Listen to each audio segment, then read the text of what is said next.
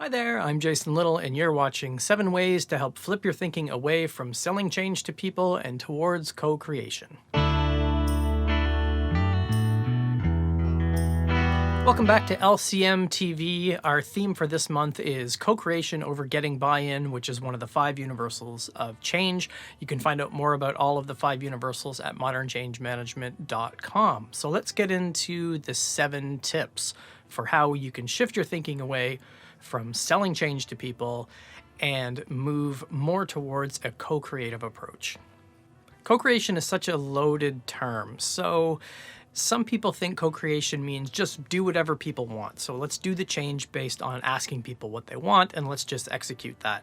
It's not really what it is. I like to think of co-creation as having 2 important components, diversity and inclusion, just to add a couple more buzzwords. What I mean by that is invite people to the party and ask them to dance, but let them opt out if they don't want to participate. Now, there is a precursor for how to make the most out of co-creation, and that depends on how change happens in your organization in the first place. So in the fantastic book, Becoming a Change Artist by Jerry Weinberg, he talks about 2 different metaphors for how change happens in organizations. One is change that's dropped through the hole in the floor, and that's probably the most common one. That's where organizations who see themselves as a machine have very strong functional silos and tend to separate the thinkers from the doers. The thinkers dream up the change and they drop it through the hole in the floor onto the rest of the organization. The second is the diffusion approach, and that is more like adding milk to coffee. And that is when we haven't actually decided on the change, we bring a problem or a challenge or something we're thinking about to the people affected by the change, and we build it together. So it's not impossible to do co-creation when change is dropped through the hole in the floor. It just makes it a lot harder. So let's get into 7 tips that might help you shift away from that. Let's go and sell this change, and let's start figuring out how we can build change together. So these are in no particular order, but I'm going to start with approach to change. And this means, is our general approach for change push or pull? Or a combination of both. I think there is a little more elasticity when it comes to change in our organizations, but more often than not, we get stuck in a push-based approach when the change has been dropped through the hole in the floor. So the thinkers decide on the change, they give it to us to create the plan and the schedule, and we push it down onto the organization. Now, there's the feeling that we have to do this change because we get locked in obligation. We can't co-create. We've already decided on the change. We've created the schedule and the plan and the communications and all that type of stuff, and we naturally get into a push mode. But we can flip that a little bit depending on the change. So things like if your change is an agile transformation, maybe you've got 20 teams you're working with, you can pull based on where the demand is. So there's going to be teams that want to adopt these practices. There's going to be teams that don't want to adopt these practices yet. Go with the movers or the early adopters or the teams that say, you know what, give us all this stuff. We want to pull you in and we want you to help us with every possible aspect of this change we can think about. So you can kind of work in a bit of a pull-based mode, but remember, if the change has been dropped through the hole in the floor, you might get stuck kind of in that push mode. So if we can figure out how to flip that bit away from just push and we have to type of thinking, we're more likely to approach change with a co-creative mindset instead of just going out and trying to sell it to people. Co-creation can be a bit of a buzzword. I think someone once told me that co-creation is now the most hated business term in the world, and I guess I wouldn't disagree to a certain extent, because it's often not genuine, and that's the second thing I wanted to talk about. Sometimes we confuse co-creation with placating. So that means instead of being genuine that yes, we are actually trying to co-create this change and we're trying to develop it with people, we're placating by making it look like we want collaboration and we want to get input from people, even though we haven't really decided we want to do that. So I've seen changes in organizations where the change people or the leaders, hey, let's do a survey, let's do some town hall sessions, let's collect some insights and input from people, but it's just done for optics. And if it isn't true co-creation and it's not genuine, you're going to be in for a whole world of other types of problems. This one is unfortunately named due to the pandemic, obviously, so maybe we're in the middle of it, maybe we're coming close to the end. Who the heck knows? All I know is our lockdown gets lifted today as I'm recording this. I don't even know how many lockdowns this has been, but that's not the point. The point about viral change is to really leverage the social structures in an organization and help spread change organically. So sometimes we use the hierarchies as in, I want to do this change. I'm going to go to my boss, who's going to go to your boss to bring the hammer down on your group. So you have to do the change because it's part of my objectives. It's part of one of the organizational objectives. Whereas taking a more social hierarchy approach is finding movers and early adopters who want to do this change and who have natural influence throughout the organization. So there's an argument to be made that the people who are the most influential are the people who've been in the organization for a long time. They've worked in so many different departments and they've established great relationships with people. If they are excited about the change, they are going to be the people that will help you spread it organically. So all the experiments that you do, whether you're doing lean coffees or you're doing information sessions or you're doing anything to connect with the people who are affected by the change, you're always going to find those movers and those early adopters that are going to bring the change back to their groups. And we really want to take advantage of that because we kind of get locked in this control step-by-step based approach for change, and we really undervalue how it really is the relationships between people in the organization that makes change move forward. The next is support, and this is a tricky one. So I was working in one organization that wanted to adopt a new set of management principles, and in the session, we had, I think, 12, maybe 14 or 16 managers in the room, and they were talking about wanting to take on this new mindset, as it were.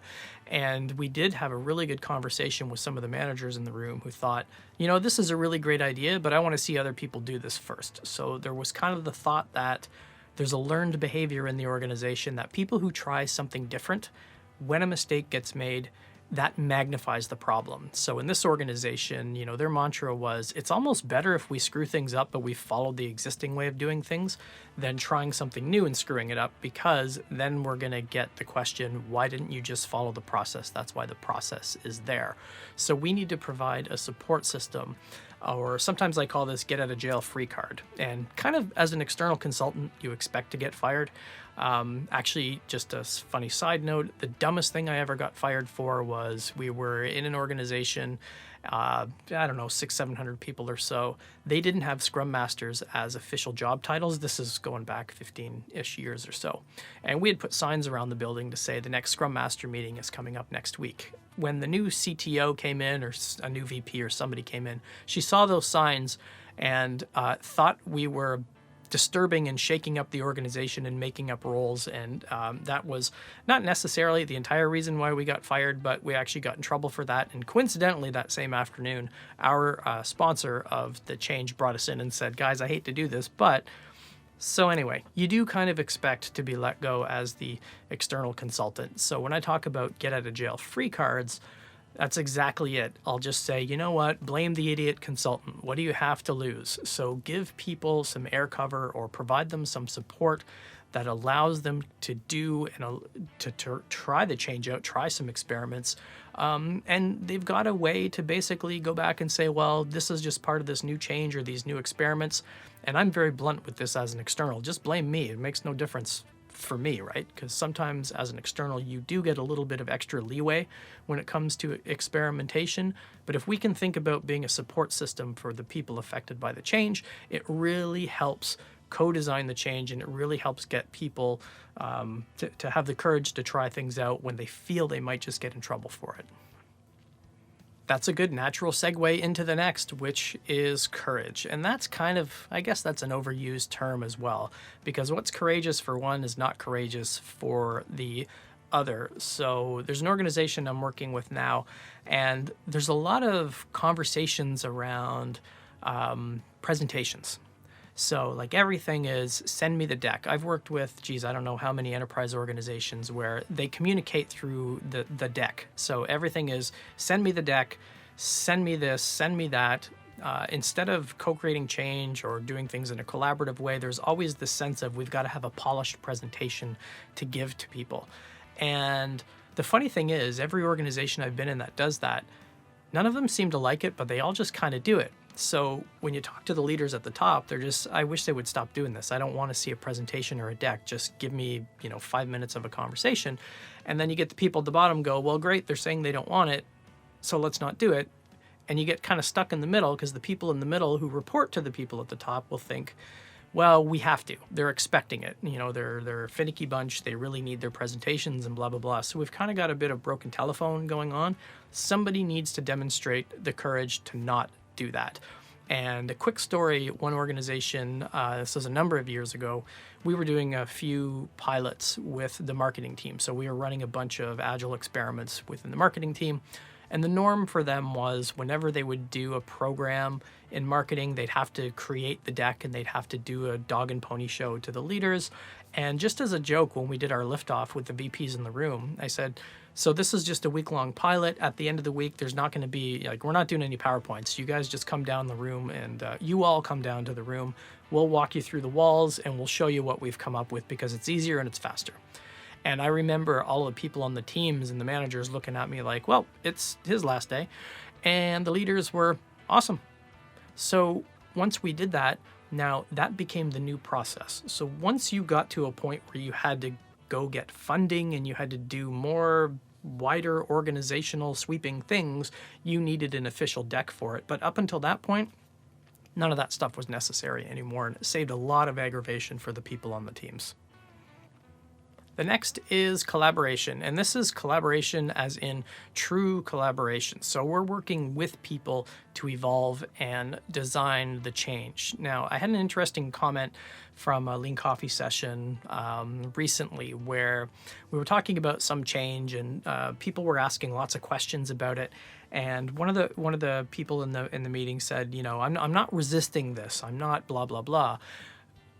And I wouldn't consider that resistance at all. I wouldn't call anything where we're trying to seek clarity or question the intent of the change, any of that stuff. For me, that's all valid. That's what collaboration is. It's not that, collaboration is just, we've decided on the change, we're going to give you the change, now we're going to collaborate with executing it.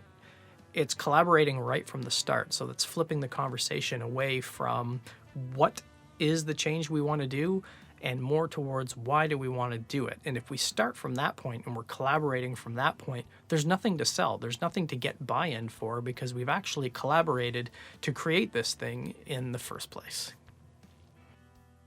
This one's one of my favorite topics, and it's about uncertainty. So typically when we're faced with that feeling of uncertainty when it comes to change, we want to create a better plan. We want to create the right task list. We want to create the right communications plan. And that's all normal stuff. I mean, one of the tests I do in my workshop is I ask people, assume you had no constraints whatsoever, who would leave the training right now, go to the airport, close their eyes, point at the board, and go there. Now, today, you probably couldn't do that because it would take you 12 hours to get through all the crap we have to deal with because of COVID. But the point is, people have a different tolerance level for uncertainty. There's some people that just kind of roll with it. Whatever happens, they'll figure out and they'll adjust. And there's other people who need more details or more information. Now, when we feel that sense of uncertainty as change agents, maybe we've started a change and it's not going well and we're not exactly sure why. We don't go back to the drawing board and create a new plan or a different communication strategy. We go to the people affected by the change. We do a retrospective. We do a Lean Coffee. We collect some insights about what's going on? Why isn't this change landing? Or why isn't this change sticking? And then we find out that maybe it's not the right change, maybe it's not the right time, but really it's about our approach for how we deal with uncertainty. Do we deal with it through interactions, through Lean Coffees and open spaces and dialogue, or do we deal with it by creating a better plan that makes us and our stakeholders feel certain, but doesn't really do anything to move the change forward? All right, so that's it for 7 ideas for how you can move away from selling change to people and towards co-creation. That's one of the 5 universals of change, and our theme this month is all related to that universals. So if you hit like and subscribe, or you follow us on our LinkedIn company page, we're going to be sharing a bunch of stories and ideas and tips and things like that for how you can make the most of co-creation. I'm Jason Little, the author of Lean Change Management, and I'll see you next time.